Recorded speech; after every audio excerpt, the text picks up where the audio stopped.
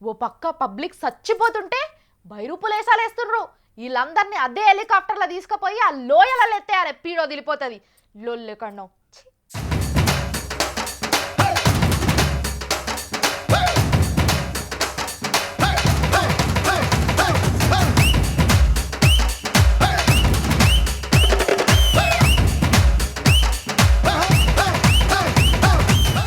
చీచీ చీచీ చీ నీ పాడుగాను.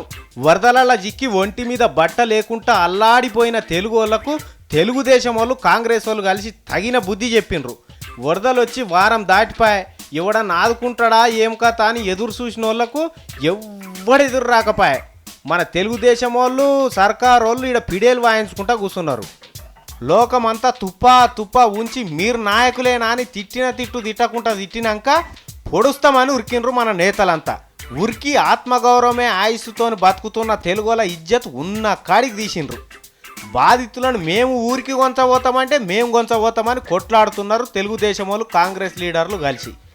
బయటి రాష్ట్రం వాళ్ళకు మన నాయకుల తన్నులాట కళ్ళ గట్టినట్టు కనబడ్డది. తెలుగుదేశం వాళ్ళు ఒక విమానం, కాంగ్రెస్ వాళ్ళు ఒక విమానం పెట్టి మా దాంట్లో ఎక్కుర్రంటే మా దాంట్లో ఎక్కుర్రని గల్లలు పట్టుకున్నారు. చూడుండ్రి మనోళ్ళ రాజకీయాలు ఎట్లున్నాయో.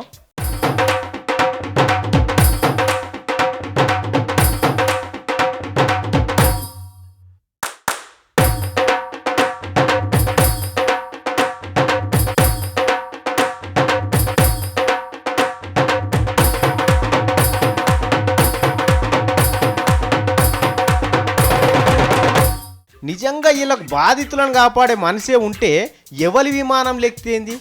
బతుకు జీవుడాన్ని బయటపడ్డోళ్ళని ఇంటికి పంపితే చాలు. ఇది ఇడిచిపెట్టి తన్నులాటకు దిగినరంటే వీళ్ళకేనా మళ్ళసారి ఓట్లేసేది? ఈ రాజకీయం చేస్తున్నందుకేనా మళ్ళీ గెలిపియవలసింది వీళ్ళని? ఏమనాలిగా? చంద్రబాబు బృందం ఓదిక్కు, మంత్రుల బృందం ఓదిక్కు, కట్టెలు ఉంటే తలకాయలు వలగొట్టుకుందరో ఏమో. ఇంత ఇజ్జత్ తప్పిన పని ఇంకేమైనా ఉంటుందా? వీళ్ళిద్దరు డైరెక్టు నేర్పోట్లా కొట్టుకుంటారు. ఈడికొచ్చి కేసులు పెట్టుకుంటే సాక్షులెవలు? మళ్ళీ బాధితులేనా? వరదలకెళ్ళి బయటపడ్డోళ్ళు అంత వచ్చి రేపు మీ కేసులకు సాక్ష్యం చెప్పమంటారా? ఏందండి చంద్రబాబు గారు, హనుమంతరావు గారు, మీ అడ్డమైన సేవలేమో కానీ ఉన్న ఇజ్జత్ తీసి పడేస్తిరి.